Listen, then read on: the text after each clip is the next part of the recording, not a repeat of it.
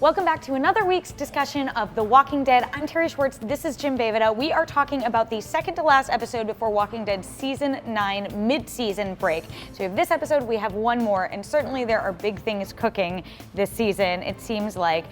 For this week's discussion though, we want to do things a little bit different. There certainly were big talking points in this episode. We found out where Maggie went and why she's not going to be on for the rest of this season, which we found out outside of the show. We had a lot of conflict with Michonne and sort of we saw what was going on in the hilltop. But Jim, I want to talk about one scene in particular, one sort of sequence that really stuck out to me, I should say, because this scene to me felt so much what I loved about the early seasons of The Walking Dead. When I brought this up to you before we recorded, did you know the scene I was talking about when I mentioned it?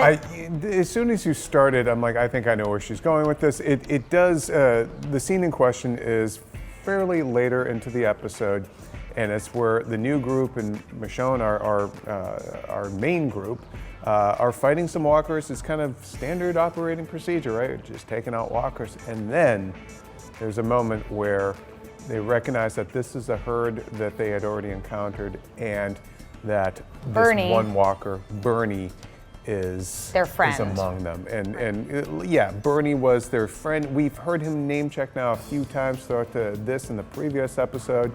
And so to finally see this character kind of realize, and he's kind of built up a bit in these previous conversations and scenes where, you know, I was expecting somebody like classic hero figure kind of guy. Like it's built up like that, and you just see this regular dude who has become a walker and he has to get put down. And it really humanized not only that character, but this new group of characters who we couldn't quite figure out, should we trust them yet or not? Yeah, the reason why this scene in particular was the one I wanted to talk about for this episode as a whole is I think that this, you know, obviously we had a lot of big beats this season. We lost Rick, we had this massive time jump, we had to re-encounter all these characters, but it is a new showrunner this season, Angela Kang, and the thing that I love most about this sort of sequence and the way it plays out is that it does feel like it's harkening back to sort of the emotional resonance of like the horror of being in this zombie world. Like when we were talking about this, you mentioned Sophia being a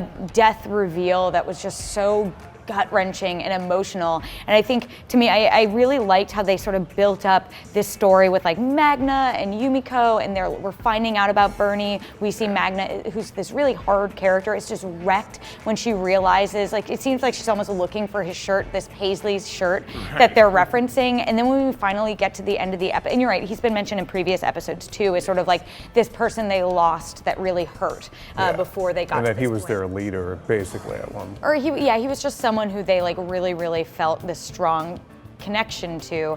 And so yeah, when we have that reveal at the end and we see the looks on their faces, this horror, and I'm getting chills thinking about it, and it pans over to this like just sad reveal of this walker in the Paisley shirt, and you're right, he's just a guy, and like the pain that they feel, I just felt was so resonant, so emotional, so The Walking Dead at its best. When you don't need to say anything, you don't need big scene chewy dialogue or speeches or anything, you just have this moment. And in that moment, like this 2-episode arc that these characters and Michonne have gone on really were realized when Michonne like puts him out of his misery. You know, she puts him down like in a way that says, I feel you, I can like connect with the pain and the loss you feel. I mean, one of the things too that I liked about this particular scene is that it does what the earlier seasons of Walking Dead were very good at from Bicycle Girl on, which was reminding you that these were human beings. This is the tragedy of this world, is that these are your friends, your loved ones, people you were closest to are now these creatures. And it's really